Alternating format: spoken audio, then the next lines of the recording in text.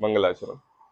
नमो अरिहंताणं, नमो सिद्धाणं, नमो आयरियाणं, नमो वज्रायाणं, नमो लोये सव्यसाऊणम्। मंगलम भगवान वीरो, मंगलम गौतमो गणि, मंगलम कुंद कुंदाद्यो, जैन धर्म मंगलम। सर्व मंगल मांगल्य, सर्व कल्याण कारकम, प्रधानम सर्वधर्माणां, जैनम गतो शास्त्रम।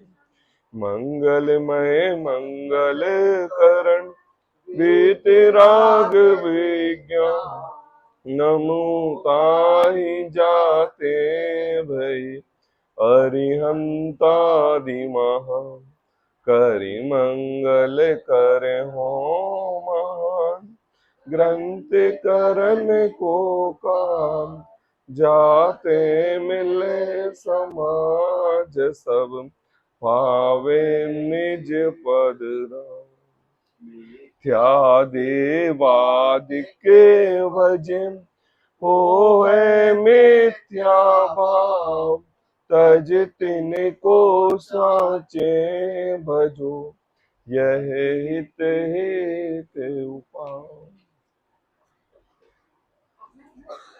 आचार्य कल पंडित टोडरमल जी की यह अनुपम रचना मोक्ष मार्ग प्रकाशक ग्रंथ, छठवां अधिकार।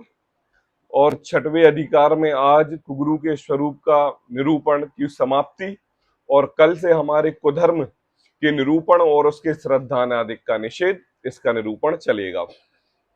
आपने ये विशेष तौर पर इस छठवें अधिकार में और इस कुगुरु के स्वरूप के निरूपण में टोडरमल जी की वक्तव्य शैली और एक जज के सामने वकील के तौर पर जैसे सबूत पेश किए जाते हैं अपने पक्ष में, अपने वजन को हैवी करने के लिए, तो कैसे पंडित टोडरमल जी ने इस छठवें अधिकार में आचार्य कुंद कुंदाचार्य देव के अष्टपाउड के ग्रंथों को सबूत बनाकर अपनी बात कही। आई बात समझ में? मतलब ये द्रव्य क्षेत्र काल भाव कोई भी हो, चाहे वर्ष 2000 वर्ष पुराना क्यों ना हो, चाहे 1500 वर्ष क्यों ना हो, चाहे 250 वर्ष पुराना क्यों ना हो, और चाहे प्रेजेंट समय आज का समय क्यों ना हो, जब जब भी हमारे धर्म गुरुओं का श्रद्धान उड़ेगा, शिथिलता आएगी, श्रावकों में और गुरु भ्रष्ट होते हुए दिखाई देंगे, तो उस प्रूफ को सही करने के लिए हमें कुंद कुंदाचार्य का ही उदाहरण देना पड़ेगा। यह बात टोडरमल जी ने हमारे लिए बताई। काल कोई भी हो, जिनागम के श्रद्धांत कभी अडिग नहीं होते। क्षेत्र कोई भी हो, जिनागम के श्रद्धांत कभी अडिग नहीं होंगे। भगवान बनने की रीति, भगवान बनने की प्रीति, भगवान बनने का श्रद्धांत तो द्रव्य क्षेत्र काल भाव कोई भी हो, लेकिन रूल तो यही है। कौन सा रूल? तो यही है, इसके अलावा कोई रूल नहीं है। अनंत अनंत तीर्थंकर हुए, अनंत अनंत भगवान हुए, और भगवान ने भी यही रीति अपनाई है जब से भगवान हुए हैं। तो टोडरमल जी इस सिद्धांत से हमारे लिए इन श्रावकों की आंखें खोलने की बात नहीं कह रहे हैं, वो ये कह रहे हैं कि देखो श्रावक बंधुओं, आप समझो, आप इस मोक्ष मार्ग के निरूपण पर प्रथम सीढ़ी सम्यक दर्शन प्राप्त करने के लिए और बढ़ रहे हो। मतलब आपको मैं सम्यक दर्शन करा दूं ऐसी मेरी मान्यता नहीं है। स्वयं को अपने बल से पुरुषार्थ पूर्वक सम्यक दर्शन प्रकट करना पड़ेगा। तो उस सम्यक दर्शन के पूर्व में ये कुरीतियां दूर हो जाना चाहिए। यह लाभ, यह स्वाध्याय स्वयं के लिए है, स्वयं के विकारी भावों को भगाने के लिए है, स्वयं के अन्य देवी देवताओं के प्रति जो हमारी श्रद्धा है उनको अलग करने के प्रति है। किसी दूसरे को सुधारने बनाने की हमें आवश्यकता नहीं है। क्यों? क्योंकि भगवान किसी दूसरे को भगवान नहीं बनाते, भगवान स्वयं अपने में लीन होकर भगवान बनते हैं। ऐसी बात कल छठवें अधिकार में 187 नंबर पेज से अपना प्रकरण प्रारंभ करना है। कल टोडरमल जी ने बहुत अच्छी बात कही थी कि श्रावक तो जैसे हैं, है ना, जैसे श्रावक हो गए हैं वैसे मुनि। उन्होंने ये बात कही कि भाई जैसे श्रावक हो गए वैसे मुनि हो गए। तो टोडरमल जी ने एक बात ये कही कि देखो भैया, पंच परमेष्ठीय में लोक में सर्व साधुओं को नमस्कार हो, ये बात आती है कि नहीं? एक छठवां पॉइंट भी तो होगा कि लोक में सर्व श्रावकों को नमस्कार हो। सुना कहीं, कहीं पढ़ा, किसी ग्रंथ में लिखा? क्या कहा? अरहंतों को नमस्कार हो, सिद्धों को नमस्कार हो, आचार्यों को, उपाध्यायों को और सर्व साधुओं को नमस्कार हो। श्रावकों की कोई बात नहीं कही है। और आप ये प्रश्न कर रहे हो कि भाई श्रावक भ्रष्ट हो गए हैं तो मुनि भी हो गए हैं। जैसे श्रावक वैसे मुनि, मतलब आप मुनि धर्म की तुलना वैसे श्रावकों को कर रहे हो जिनका तो पंच परमेष्ठियों में नाम ही नहीं है। और अगर आप उनके गुण को, लोक में सर्व साधुओं को नमस्कार हो, उनके गुण को श्रावकों के साथ मिला रहे हो, तो हे भव्य जन यथार्थ रखो, अंतरंग में ध्याओ कि आप साधु की तुलना श्रावकों से कर रहे हो, इसलिए वो साधु नहीं, मिथ्या दृष्टि श्रावक ही हुए। भली वो चाहे बाहे में दिगंबर वेश धारण पिछी कमंडल लिए हो, लेकिन अगर आपने ये कहा जैसे साधु वैसे श्रावक, तो आपने ऐसे उच्च पद की गरिमा का मान नहीं किया। वीतरागता की खत्म ही कर दी, रागता से मिश्रित कर दी, है कि नहीं? बहुत अच्छा उन्होंने एक उदाहरण दिया था। देखो, ये बात आज की नहीं है। आदिनाथ भगवान के समय में 4000 मुनिराज जब भ्रष्ट हुए तो स्वधर्मिंद को आना पड़ा कि हे प्रभु, यह नग्न दिगंबर वेश धारण करना, ये जैन धर्म का श्रद्धान पूर्वक आचरण करना योग्य नहीं है, जैसे तुम भ्रष्ट हुए हो। या फिर धर्म बदल दो, चोला बदल दो, या फिर मैं तुम्हें दंड दूंगा। किसने बोला था? इंद्र ने आके बोला था। तो जब जब हमारे इस दिगंबरत्व पर, जब जब भी हमारे इस दिगंबरत्व पद पर किसी मिथ्या दृष्टि के द्वारा आवरण पहनकर गलत श्रद्धान किया गया हो, तब तक किसी न किसी ने ऐसा कदम उठाया है। और उसी कदम को उठाते हुए कुंदकुंदाचार्य ने ये बात कही, उसी कदम को उठाते हुए टोडरमल जी ने ये बात कही, और आगे आने वाले और भी आचार्य होंगे, और भी पंडित होंगे, वो और बात करेंगे।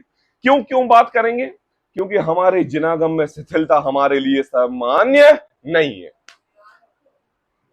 है ना? अब देखो, छठवें 187 नंबर पेज पर और बात आगे करते हैं।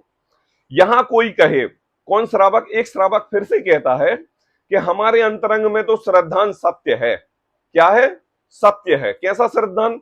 जो 28 मूल गुण का पालन करते हैं, ऐसे दिगंबर मुनिराज, जो बाहे में नग्न रहते हैं, पिछी कमंडल शास्त्र स्वाध्याय करते हैं, ऐसे मुनिराज, जो संघ में पठन पाठन की विधि करते हैं, ऐसे उपाध्याय परमेष्ठी, जो मुनि धर्म अंगीकार कराते हैं, ऐसे आचार्य, है ना? और जो हमारे अरहंत पद पर विराजमान है, ऐसे अरहंत परमेष्ठी। तो बोले क्या है?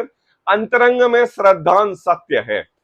ये हमारी बात हुई कि भैया हम अंतरंग में तो सच्चे दिगंबर मुनिराज को ही नमस्कार कर रहे हैं, परंतु वाह लज्जादि से शिष्टाचार करते हैं, सो फल तो अंतरंग का होगा।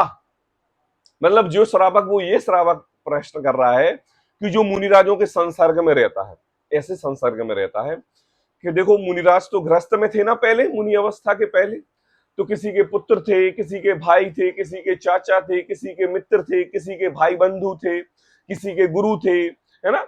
सब प्रकार से एक समाज से उठ के आए हैं। तो अब जब समाज से उठ के आए हैं तो लोगों के साथ उनका संपर्क भी होगा।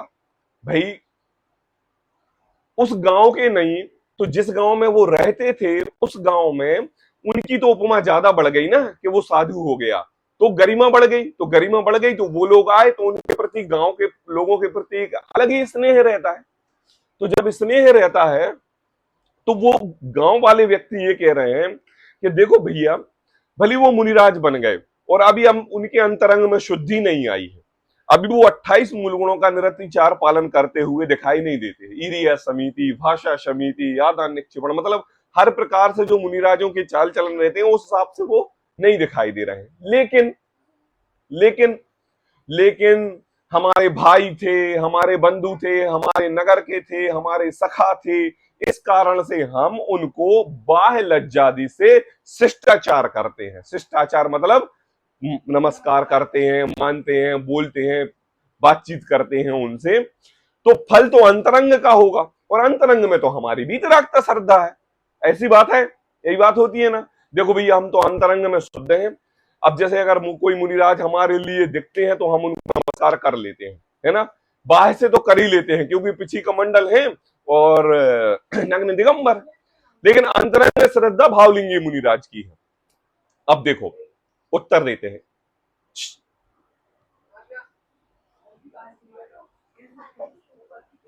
देखो उत्तर देते हैं। सठ पाहुड़ में लज्जादि से, देखो आराध्य अंतश ग्रंथ के सामने बैठो, इधर आगे आके बिल्कुल, और शरारत नहीं होनी चाहिए। शास्त्र स्वाध्याय चल रहा है यहाँ पर, अपने होती जिनवाणी की तो पाप लगता है बहुत, उठ के बैठना पड़ता है, उठो उठो। सठ पाहुड़ में लज्जादिक से वंदनादिक का निषेध बतलाया है। सठ पाहुड़ ग्रंथ है ना, उसमें क्या कहा है? लज्जादिक से, लज्जादिक मतलब कैसी? मान प्रतिष्ठा के कारण, लोगों के कहने के अनुसार वंदनादिक का निषेध बतलाया है कि वंदना करना गलत है लज्जादिक की अपेक्षा। मैं आपसे पूछ रहा हूं, जब यह जीव संसार में किसी अन्य देवी देवता के पास जाता है तो वहां तो नमस्कार नहीं करता, क्योंकि हम जैन हैं और हम बीतरागी स्वाभावी भगवान प्रतिमा को ही नमस्कार करते हैं, और अन्य में हमें बीतरागी प्रतिमा दिखती नहीं तो हम उनको नमस्कार नहीं करते।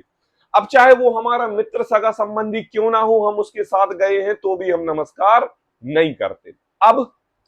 अब यह व्यक्ति ऐसे साधु के पास गया जो 28 मूल गुणों का विचार पालन करते हुए नहीं दिखाई दे रहे हैं, लेकिन जैन हम हैं और जैनी के साथ गए हैं, तो क्या किया कि भाई ये तो मुनिराज हैं और जैन मुनिराज हैं, चलो इनको नमस्कार कर दो। किसकी अपेक्षा से? लज्जा आदि की अपेक्षा से, शर्मा आदि की अपेक्षा से। तो कहा है कि देखो षटकंडागम ग्रंथ में इस बात का निषेध बतलाया है, जो पहले ही कहा गया है, जो पहले कह दिया है। जो लाज गौरव और भय वश पूजते धृग भ्रष्ट को, है पाप की अनुमोदना ना बोधि उनको प्राप्त हो। समझदार की गाथा है ना, बताया ना पहले उन्होंने कि देखो ये बात पहले ही स्पष्ट गाथाओं के द्वारा सबूत प्रस्तुत करके बोल दी गई है। अब यहां पर हमारे लिए गाथा नहीं बतानी। कोई जबरदस्ती मस्तक झुकाकर हाथ जुड़वाए तब तो यह संभव है कि हमारा अंतरंग नहीं था। कैसे? हम मंदिर गए और किसी ने मेरे हाथ पकड़े और जबरदस्ती ऐसे झुकाए हाथ पकड़ के, है ना? आपने सुना होगा जितने भी हमारे इस भारतवर्ष में मुसलमान लोग हैं 90 to 95% सभी पहले हिंदू थे, है ना, और अब मुसलमान धर्म अपनाते हैं। आज से 400-300 वर्ष पूर्व उनको जबरदस्ती मुसलमानों ने, राजाओं ने आके उनको धर्म की आड़ में जबरदस्ती मुसलमान बनाया, वही शिक्षा दी और कहते ना मार मार के मुल्ला बनाया। ऐसी कहावत चलती ना, बोले मार के, प्रताड़ना दे के, भोजन आदि ना देखे, है ना, स्त्री आदि का भोग उपभोग करके, चोरों के कारण, मतलब ऐसे उनको मुसलमान बनाया। तो कई लोगों ने तो क्या है, कई तो जैन मुसलमान बन गए, कोई अन्य समाज के लोग मुसलमान बन गए। तो आज ये पूरे भारतवर्ष में ये लोग दिख रहे हैं, ये सब मुसलमान हैं जो हैं, वो पहले हिंदू थे, वो पहले हिंदू थे। तो हाँ हाँ तो हाँ, अरे अब ज्यादा डिटेल में नहीं जाना है। मतलब देखो क्या है कि ये जिस क्षेत्र में हिंदुत्व था वहां पर अगर मुसलमान शासन रहा 400 वर्ष, तो सोचो 400 वर्ष हमारे धर्म पर प्रताड़ना नहीं हुई।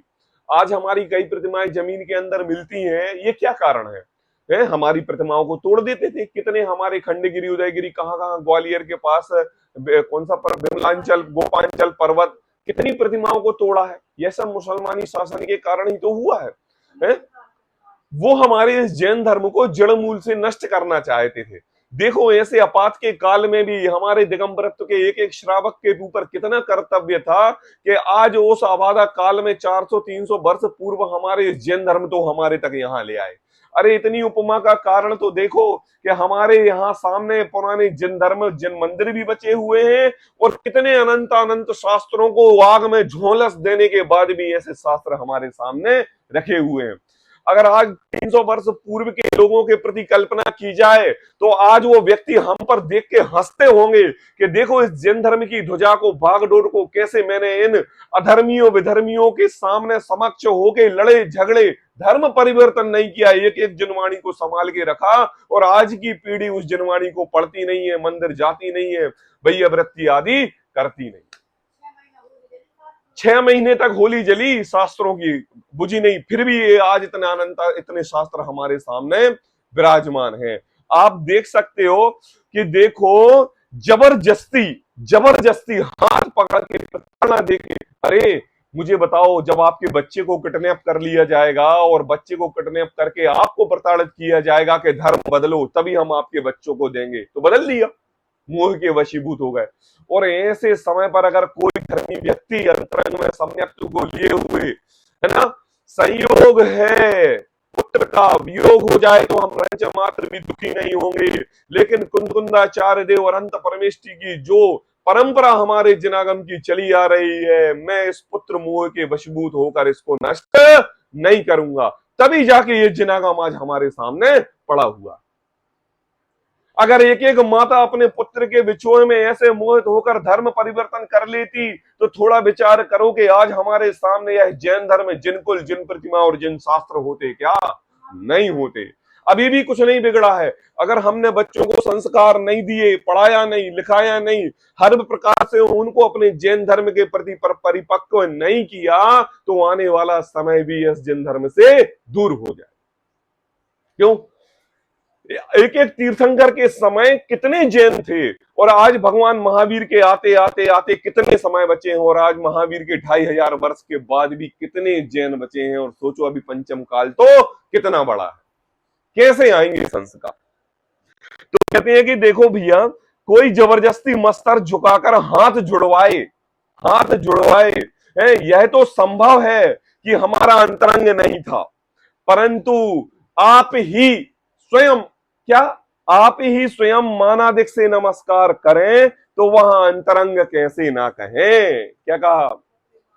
आपको पंचेंद्रिय भोगों के प्रति आसक्ति का प्रवाह इतना अंतरंग में चल रहा है कि मान रूपी कषाय अंतरंग में ज्वलित हो रही है, और जिस मुनिराज के कारण आपका नाम बोला गया, उन मुनिराज के प्रति बाह्य आचरण ना देख के, 28 मूल गुणों का पालन ना देखते हो, और आप जबरदस्ती हो गए और क्या कह रहे हो कि नहीं हम अंतरंग में तो श्रद्धा सही है। बोले ऐसा होता नहीं है। कहते हैं कि वहां अंतरंग, यहां तो यह संभव है कि हमारा अंतरंग ही नहीं था, परंतु आप ही मानादिक से नमस्कार करें तो वहां अंतरंग कैसे ना कहें।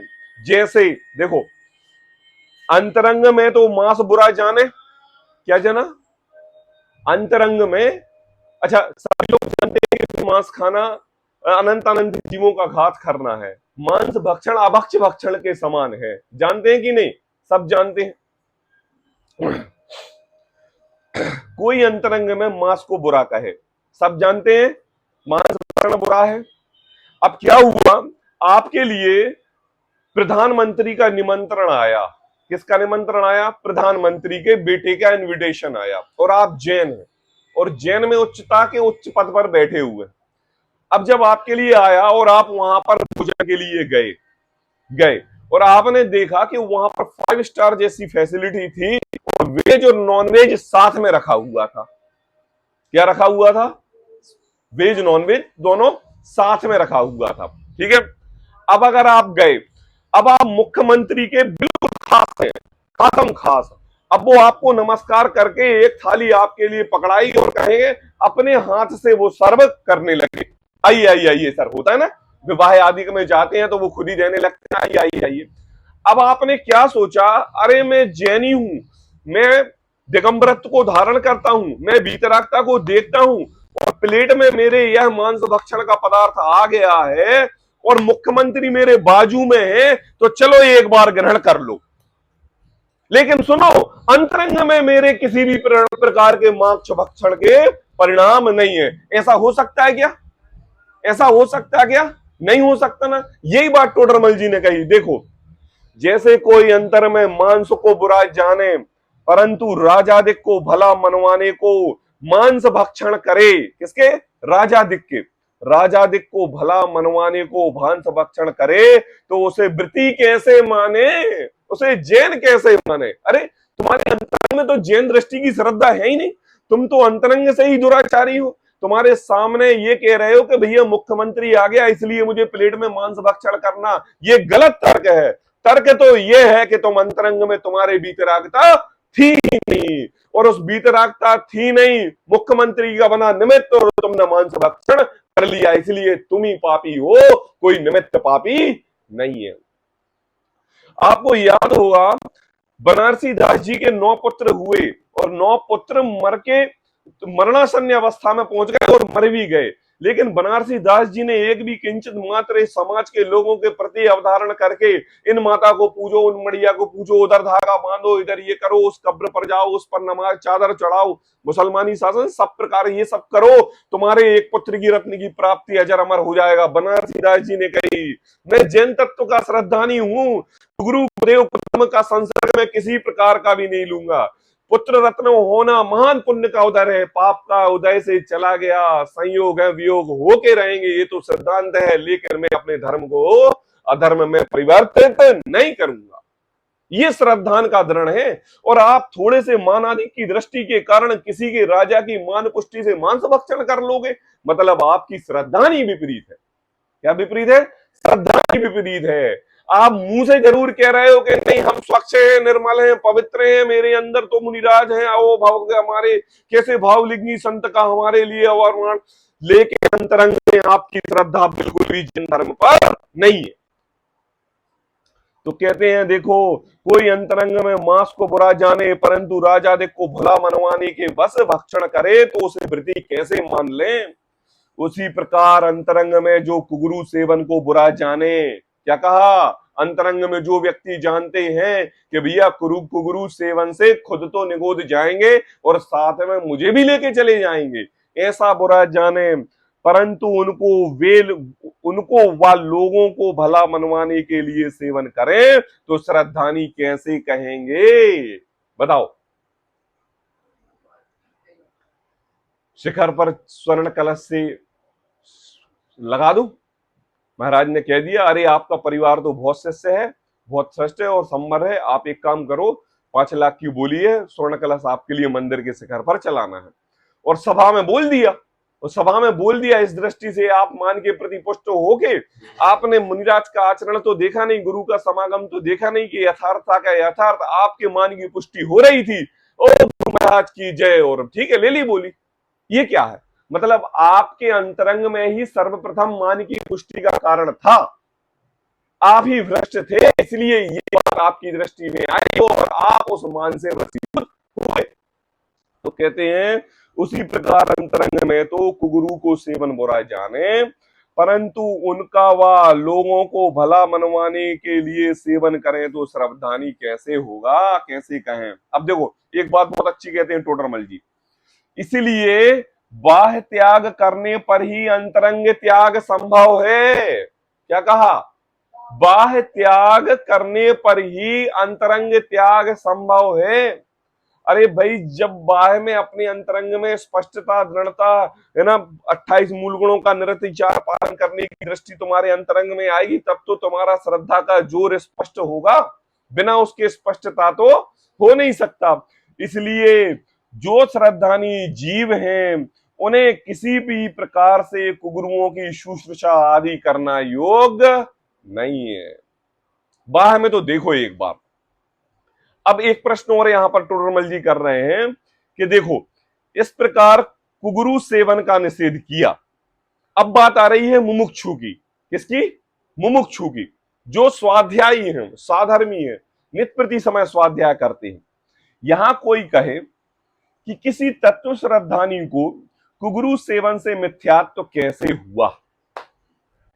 आई बात समझ में? तत्व श्रद्धानी है, अभी तक तो लोक भयवश पूजते थे रघभ्रष्ट को, अभी तक तो हम लोग को लज्जा के कारण पूज रहे थे, तो चलो हमने मिथ्यात्व मान लिया। लेकिन अब नित्य प्रति समय जो स्वाध्याय करता है, स्वाध्याय करने के साथ साथ अंतरंग में उसकी बीतरागता रूप परिणति है, मैं स्वयं भगवान हूं, ऐसी नित्य प्रति समय की धारा उसके अंतरंग में चलती रहती है। श्रावक के सटवश्यक निरतिचार रूप से वह पालन करता है। अव्रति श्रावक के रूप में वह नित्य प्रति समय अपने अंतरंग में भगवान आत्मा का चिंतन करता है। ऐसा वह सम्यक दृष्टि पुरुष कौन? भव्य श्रावक। और कुगुरु सेवन से मिथ्यात्व कैसे हुआ? अगर वह किसी नग्न दिगंबर बीतरागी संत के लिए नमस्कार करे नमस्कार करे तो मिथ्यात्व कैसे होगा? आई बात। अभी मैंने कितने गुण बताए? अवृत्ति श्रावक सम्यक दृष्टि तक में ले गया आपके लिए, उच्च कोटि का श्रावक है ना। अब उच्च कोटि का श्रावक है, नंद नंबर वितरागी संत उसके सामने आए हैं। अब वो उसको नमस्कार कर रहा है। अब उसने वो देखा नहीं कि भाई वो कैसे है, लेकिन बाद में ईरिय समिति भाषा ईश्वरा के कर्ण आहार की समिति देखकर उसको ऐसा लगा कि अहो ये तो बीतरागी संत हैं, और उसको नमस्कार कर लिया। आई बात समझ में? तो उसको मिथ्यात्व कैसे होगा, है ये प्रश्न है। अब देखो, जिस प्रकार शीलवती स्त्री, उदाहरण देके समझाते हैं टोडरमल जी, जिस प्रकार शीलवती स्त्री परम पुरुष के, पर पुरुष के साथ भरतार की भांति रमण क्रिया सर्वथा नहीं करती, उसी प्रकार तत्व श्रद्धानी पुरुष कुगुरु के साथ सुगुरु की भांति नमस्कार क्रिया सर्वथा नहीं करता। ये सिद्धांत वाक्य है। टोडरमल जी ने उदाहरण दिया, तत्व श्रद्धानी की बात कही थी, सम्यक दर्शन से पूर्व युक्त की बात कही थी।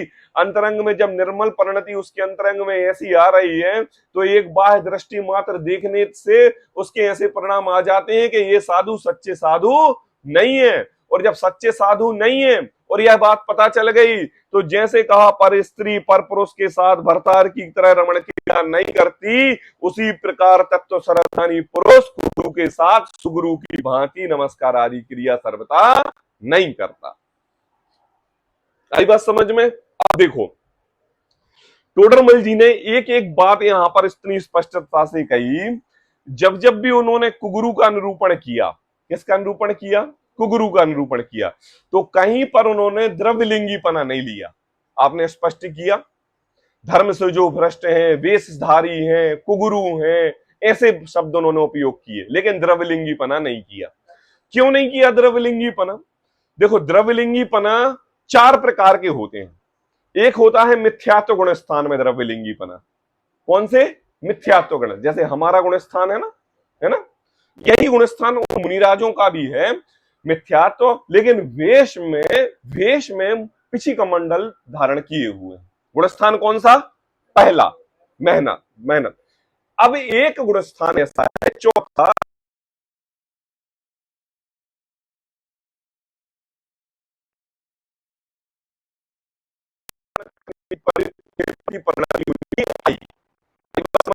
लेकिन अभी भावलिंगी स्पष्ट में नहीं आया, भावलिंगी बना नहीं हुआ, तो कौन से हो गए?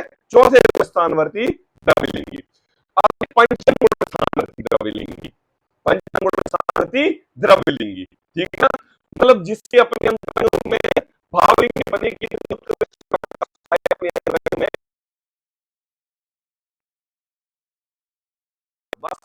है नहीं। अब एक होता है छठवें सातवें गुण स्थानवर्ती द्रव्यलिंगी, जो भी अपने अंतरंग में शुद्धोपयोग को अंतरंग में प्रवृत्ति करके भावलिंगीपना तो रहता ही रहता है, और साथ में द्रव्यलिंगीपना भी उनके साथ में रहता है ना। द्रव्यलिंगी भी। अब जो पहले, चौथे और पांचवें की बात आई, पहले, चौथे, पांचवें की बात आई, अब इन तीनों में तो श्रावक भी हैं। कौन से श्रावक? जो गृहस्थ अवस्था में रह रहे हैं। आई बात समझ में? अब जब अंतरंग में ऐसे ग्रस्त श्रावक की समय दर्शन सहित उत्कृष्ट भावलिंगी की श्रद्धा अंतरंग में बन रही है, तो समझ लो उनका तत्व का श्रद्धान बहुत यथार्थ हो गया है। और जब बहुत यथार्थ हो गया है तो वह उस यथार्थता से पंचम गुण स्थानवर्ती दिगंबर साधुओं को भी नमस्कार कर लेते हैं, और चौथे गुण स्थानवर्ती मुनिराजों को भी नमस्कार कर लेते हैं, और पांचवें छठवें गुण स्थानवर्ती भावलिंगी मुनिराज को तो नमस्कार करते ही हैं। आई बात समझ में? लेकिन सर्वप्रथम क्या? तत्व श्रद्धान। अब वो करते हैं तो मैं भी कर लूंगा, ये परिपाटी नहीं है। आप बताओ, आपके अंदर सम्यक की प्राप्ति हो गई क्या? आपने चतुर्थ गुण स्थानवर्ती सम्यक दर्शन प्राप्त कर लिया क्या? नहीं किया। मतलब आपके श्रद्धान में श्रद्धान तो है नहीं, और आप दूसरे की देखा देखी पूर्वक उनको नमस्कार कर रहे हो तो ये योग नहीं है। आपके लिए तो 28 मूल गुणों का पालन कर रहे हैं कि नहीं, ये स्पष्ट तरीके से देखो। तो कहा कि देखो उसी प्रकार तत्व सद्धानी पुरुष कुगुरु के साथ सुगुरु की भांति नमस्कार आदि क्रिया सर्वथा नहीं करता, क्योंकि यह तो जीवादि तत्वों का श्रद्धानी हुआ है। कौन? सम्यक दृष्टि पुरुष। किसका श्रद्धानी हुआ है? जीवादि 7 तत्वों का। वहां रागादिक का निषेध करने वाला श्रद्धान करता है। कौन कौन कौन श्रद्धान करता है जीवादि 7 तत्वों का? बोले जिसने अपने अंतरंग से रागादि भावों से निवृत्ति ले ली है। आई बात। और जब रागादि भाव हटे तो बीतरागी भाव प्रकट हुए, और बीतरागी भाव प्रकट हुए तो तत्व का श्रद्धान हुआ, तत्व का श्रद्धान हुआ तो सम्यक दर्शन की प्राप्ति हो गई। तो कहते हैं वहां रागादिक का निषेध करने वाला श्रद्धान करता है, बीतराग भाव को श्रेष्ठ मानता है, इसलिए जिसके वीतरागता पाई जाए उन्हीं गुरु को उत्तम जानकर नमस्कार आदि करता है। क्या कहा? जिसके वीतरागता पाई जाए उन्हीं गुरु को उत्तम उत्तम जानकर नमस्कार आदि क्रिया करता है। अब सोच लेना कि वहां पर जो श्रावक की दशा है वो सम्यक दर्शन प्राप्त किए हुए चौथे गण गुण स्थानवर्ती की दशा है, और वो नमस्कार कर रहा है। और वो नमस्कार कर रहा है तो केवल बीतरागी संत, बीतरागी प्रभु, अंतरंग में श्रद्धे से जो बीतरागी हैं उन्हीं को नमस्कार कर रहा है। और बाह्य में जितने भी साधु हैं और जो भी श्रावक हैं, किसी प्रकार आपको जबरदस्ती से नमस्कार कराएं और अंतरंग में सम्यक दर्शन उनके नहीं है और आपके नहीं है, तो आप साधु को नमस्कार करने योग्य नहीं है। आई बात। तो कहते हैं जिसके बीतरागता पाई जाए उन्हीं गुरु को उत्तम जानकर नमस्कार आदि करता है। जिन्हें रागादिक पाए जाएं उन्हें निषिद्ध जानकर कदापि नमस्कार आदिक नहीं करता। आई बात समझ में? यहां कोई कहे, एक और प्रश्न टोडरमल जी उठाते हैं अंत समय में, बिल्कुल, कि देखो जिस प्रकार राजादिक को करता है उसी प्रकार इनको भी करता है। आई बात समझ में? जैसे आपके आपके मोहल्ले में विधायक आए तो आपको भले ही उनसे परिचय नहीं हो, लेकिन वो विधायक है, और विधायक है तो आप उनको नमस्कार करेंगे, नमस्ते नमस्ते, वो आपको भी करेंगे। और वो आपसे तो आप तो करेंगे एक बार, और वो विधायक हैं, आपको पर्सनल नहीं जानते, अरे अरे अरे अरे बहुत दिन बाद मिले और एकदम गले मिल लेंगे आपसे, बिल्कुल और भाई, बिल्कुल ऐसे कि जैसे मित्रवत हमारा व्यवहार हो है। तो कहते हैं कि देखो जिस प्रकार राजादिक को करता है, राजादिक को तो पूरी समाज, पूरा सबको नमस्कार करते, उसी प्रकार इनको भी करता है। अब कहते हैं देखो आंसर बहुत अच्छा, राजादिक धर्म पद्धति में नहीं है। आई बात समझ में? राजादिक को पूजना या ना पूजना या मानना, ये बताओ अटल बिहारी वाजपेयी या नरेंद्र मोदी को आप नमस्कार कर लोगे, नमस्कार आदि कर लोगे, तो आपका क्या धर्म भ्रष्ट हो जाएगा? क्या नहीं होगा। वो तो धर्म अलग है, वो तो समाज के हैं, मुख्यमंत्री हैं, प्रधानमंत्री हैं, समाज के हैं, उनसे अपने लिए क्या लेना देना। तो कहते हैं कि देखो राजादिक से धर्म पद्धति नहीं होती है, राजा गुरु का सेवन तो धर्म पद्धति से होती है। क्या कहा? देखो एक भाव में मान सम्मान आदि प्रतिष्ठा आदि मिले, तुम राजा को मान लो, उसके हाथ पैर दबा लो, वो तुम्हारे लिए कोई पद दे देगा तो तुम्हारा कल्याण हो जाएगा, ये तो सुधर जाएगा।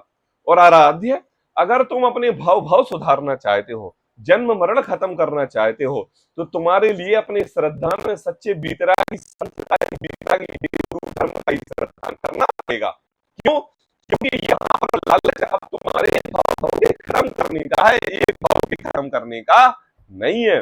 तो एक भाव की बात कर रहे हो तो राजादिक को मान को प्रतिष्ठा कर लो, लेकिन भाव के खत्म करने की बात कर रहे हो तो यहाँ राजा का श्रद्धान करने योग्य नहीं है। क्यों?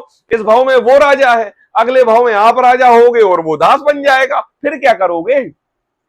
और अगर आपने सच्चे देव वीतरागी संत गुरु का शास्त्र का समागम प्राप्त किया और अपने अंतरंग में सम्यक दर्शन की प्राप्ति की तो सर्वार्थ सिद्धि के जाके देव बनेंगे और एक भवतारी होके अगले भाव में मनुष्य गति पाकर मुनि दीक्षा धर्म अंगीकार करके भगवान बन जाओगे। ये है उच्च पद की महिमा। तो देखो, गुरु राजादिक धर्म पद्धति में नहीं है, गुरु का सेवन तो धर्म पद्धति में है। राजादिक का सेवन तो लोभादिक से होता है। किसका? राजादिक का सेवन तो लोभादिक से होता है। यह प्रश्न टोडरमल जी ने क्यों उठाया? टोडरमल जी ने उस श्रावक को सर्वप्रथम ये जवाब दिया, मुझे बताओ, मैं आपसे पूछ रहा हूं, आपने ये प्रश्न किया कि देखो भैया, जैसे राजा को नमस्कार कर लेते हैं वैसे मुनि को नमस्कार कर लेते हैं। तो टोडरमल जी ने उससे पूछा, तुम्हारा प्रयोजन क्या है? प्रयोजन बताओ, है ना? तुमने राजा को नमस्कार क्यों करते हो? अरे राजा को नमस्कार करने में पता क्या होता है? धन मिलता है, साम्राज्य मिलता है, पद मिलता है, मान प्रतिष्ठा बढ़ती है।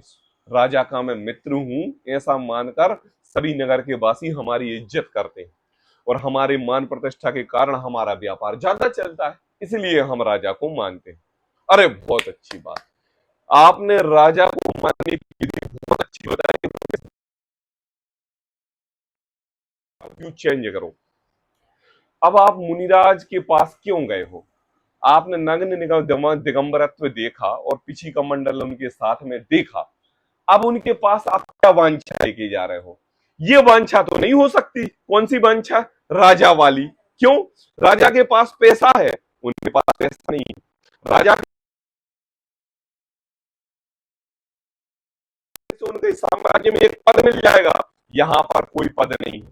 राजा के पास जाने से आपको भोजन आदि नाना प्रकार के व्यंजन के घृणक मिल जाएंगे और यहाँ पर आपको उनको व्यंजन भोजन आहार दान देना पड़ेगा। यहाँ पर आपको उनको नाना प्रकार के हीरे मुकुट वस्त्र आदि के आभूषण मिल जाएंगे। यहाँ पर निर्ग्रह दशा में आपको कुछ भी मिलने वाला नहीं है। अब मुझे आप जवाब दो, यहाँ मुनिराज के पास जाने का प्रयोजन क्या है? हित का उपदेश मिलेगा और धर्म बुद्धि मिलेगी और वीतरागता मिलेगी और मैं स्वयं भगवान बन सकता हूं, ऐसी परिणति मेरे अंतरंग में आएगी और मैं भगवान बने हुए बिना रहूंगा नहीं। आई बात? पॉइंट ऑफ व्यू दोनों चेंज हुए कि नहीं? दृष्टि बदली कि नहीं? बात आई कि नहीं?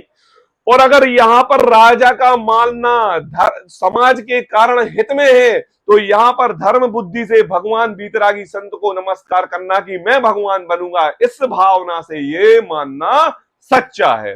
और अगर आप जैसे राजा के पंचेंद्रियों के विषयों से प्रति आसक्त होते हुए ऐसी वस्तुएं आपको मिल जाएंगी, दृष्टि आप वीतरागी शांत के सामने में रहोगे कि मेरा मान पुष्ट होगा, मेरा लोभ पुष्ट होगा, इनके मानने से पुण्य के उदय से साम्राज्य बढ़ेगा, ऐसी मिथ्या मान्यता तुम अपने अंतरंग से निकाल दो। आई बात? आई बात? अंतर समझ में आया? दोनों में अंतर समझ में आया? तो कहते हैं देखो, राजादिक धर्म पद्धति में नहीं है। ये तो जो दृष्टांत तुम दे रहे हो किसी भी प्रकार से मुनि अवस्था के साथ सेट ही नहीं हो रहा है। गलत उदाहरण है, बिल्कुल गलत उदाहरण है। आप रागता की उपमा वीतरागता से कर रहे हो, है ना? ये बिल्कुल गलत बात है। राजादिक धर्म पद्धति में नहीं है, गुरु का सेवन तो धर्म पद्धति में है। राजादिक के सेवन से लोभादिक होता है, वहां चारित्र मोह का ही उदय संभव होता है। किसका? चारित्र मोह का। चारित्र मोह का, ये मेरे राजा हैं, ये मेरे पुत्र हैं, ये मेरे स्त्री, ये मेरा मकान, ये मेरा घर, ये मेरी जायदाद, ऐसी बुआ बाह में जो चारित्र रूपी मोह धारण करते हो, उसका कारण है। आई बात समझ में? परंतु गुरु के स्थान पर कुगुरु का सेवन किया। क्या कहा? अब याद रखना, अभी हम मंदिर में बैठे हुए हैं और मंदिर में एक मुनि धर्म अंगीकार करके एक साधु बैठे हुए हैं और साधु बैठे हुए हैं और हम श्रावक उनके पास गए, उनके वचन सुनने के लिए, प्रवचन सुनने के लिए, उनकी बातें सुनने के लिए गए, है ना? वातावरण कैसा है? मंदिर का है। हम श्रावक हैं, गुरु हमारे सामने बैठे हुए हैं, लेकिन लेकिन परंतु गुरु के स्थान पर कुगुरु का सेवन किया। क्या कहा? गुरु के स्थान। गुरु कहां? भाई जो नग्न दिगंबरत्व होंगे वो कहां मिलेंगे? धर्मशाला में मिलेंगे, वनों में मिलेंगे, प्रवचन देते हुए दिखेंगे, यही मिलेंगे ना। अब वहां गए और किसका सेवन अपन ने कर लिया? कुगुरु का सेवन कर लिया। ये कैसे देखा? कि वो हमें 28 मूल गुण पालन करते हुए नहीं दिखे और लोक भय पूजते, हमने लोक लज्जा के कारण उनको नमस्कार कर लिया। उन्होंने ये कह दिया कि देखो तुम्हारे घर में कलह है तो तुम 7 दिन तक भक्तांबर स्तोत्र का पाठ करो, 7 नारियल चढ़ाओ, डेली आके अभिषेक पूजन करो, शांति धारा करो, तुम्हारा कलह दूर हो जाएगा। मतलब ये कि गुरु के स्थान पर कुगुरु का सेवन कर लिया। क्या? गुरु के स्थान पर गुरु का सेवन कर लिया। मतलब आपने एक द्रव्य दूसरे द्रव्य का करता नहीं है, ये अभिषेक करने से, ये ध्यान करने से ये कलह दूर हो जाएगा, ऐसा गुरु आदि का सेवन कर लिया। तो क्या कर लिया? बोले वहां तत्व श्रद्धान के कारण तो गुरु थे। क्या कहा? वहां तो तत्व श्रद्धान के कारण गुरु थे, उनसे यह प्रतिकूल हुआ। प्रतिकूल मतलब विरोधी, विपरीत, उल्टा हुआ कि नहीं? क्यों? गुरु कैसे थे? तत्व के श्रद्धानी थे और तत्व से राग, तत्व की विपरीत बातें करते। सो लज्जाधिक से जिसने कारण में, देखो बहुत अच्छी बात कह रहे हैं टोटल में, जिसने लज्जाधिक से, कैसे? अरे अब गुरु थे यार, उनने ये बात कह दी, कोई बात नहीं, सुन लो। अब उनने सुन ली, कह ली, अब एक काम करो, मान भी लो, मानने में क्या है। अरे यार अब भक्तांबरी की तो कह रहे हैं यार, वो तो धर्म ही हुआ, भक्तांबर पढ़ना कौन से अधर्म की बात हो गई। अरे भाई मैं तो कहता हूँ 365 दिन पढ़ो, रोज पढ़ो, सुबह पढ़ो, शाम को पढ़ो। अगर आपके अंतरंग में दृष्टि सच्चे हमारे आदिनाथ प्रभु की भक्ति करने के भाव पूर्वक भक्तांबर पढ़ रहे हो तो निरप्रति समय पढ़ो।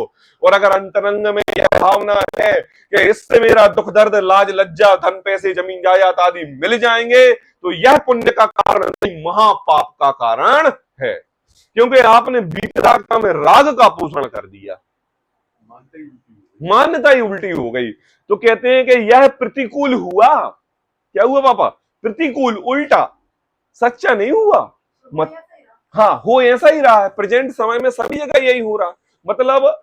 मतलब आप क्या सोच रहे हो कि मैं धर्म कर रहा हूं, मैं श्रद्धावान हूं, मैं विवेकवान हूं, मैं ज्ञानवान हूं, मैं अंतरंग में सम्यक्ति की ओर बढ़ रहा हूं। पंडित टोडरमल जी कह रहे हैं कि सुधर जाओ श्रावक, इस रास्ते पर सागर के लिए स्थावर पर्याय में संसार पड़ा हुआ। बिल्कुल।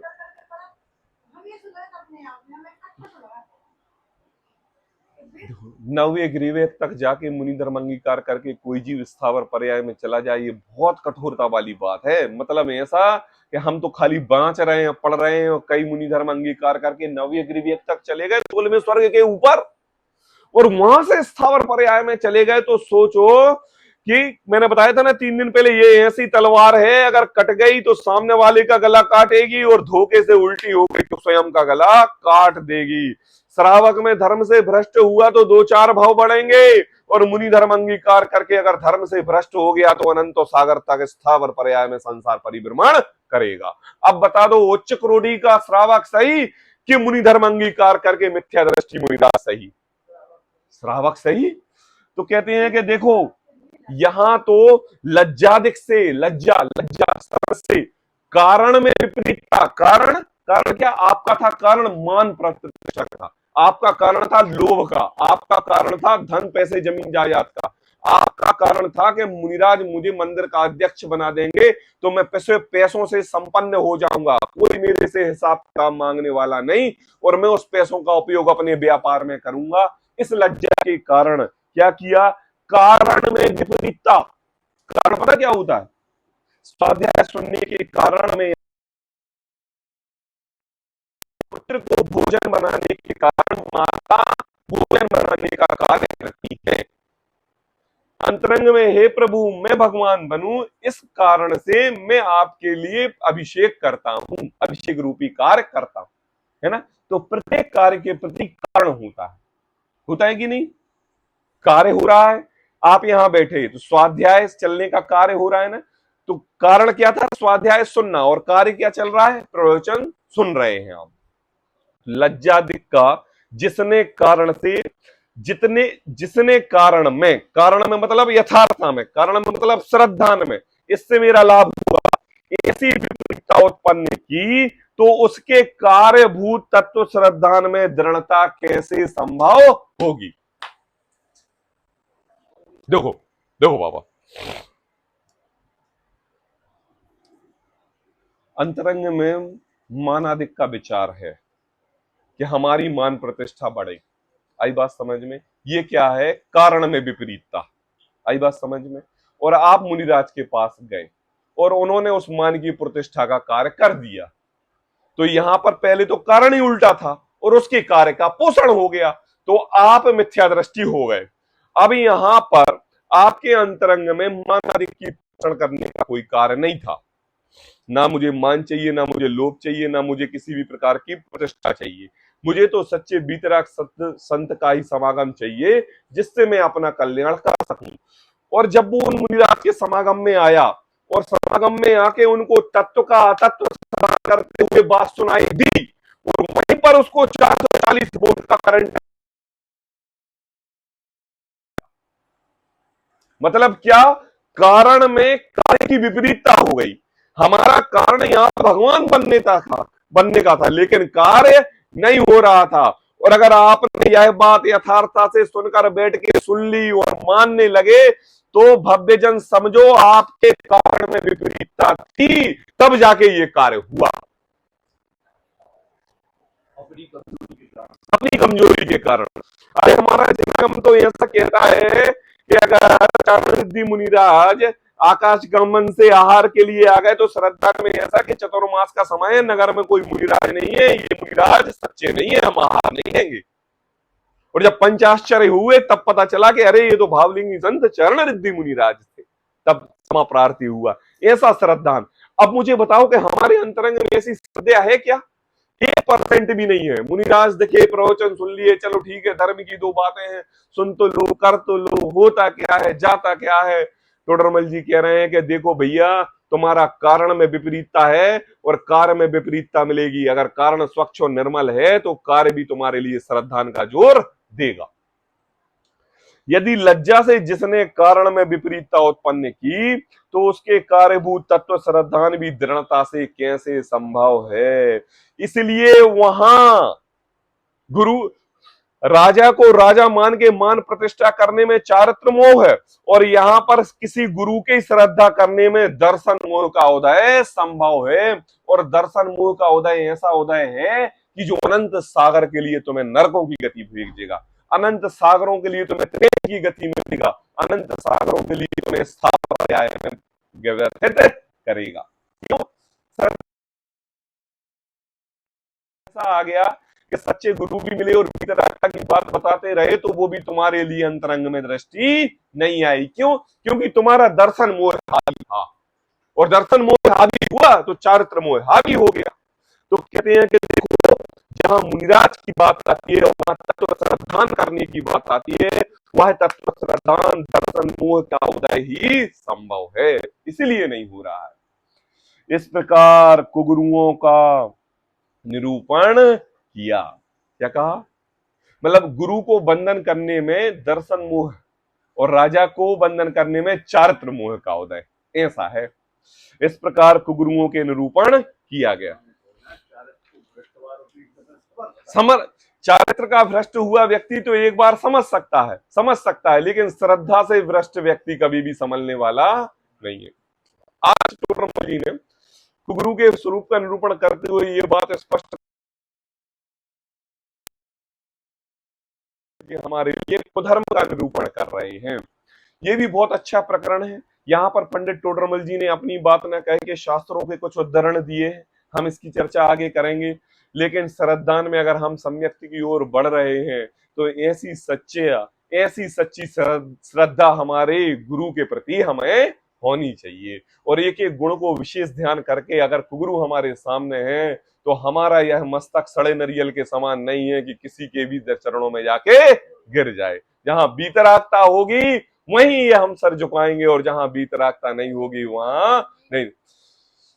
भले रूठ जाए ये सारा जमाना, नहीं रागियों को शरण में है जाना। मैं एक बीतरागी को सिर है झुकाना, बस एक बीतरागी को सिर है झुकाना। सहजानंदी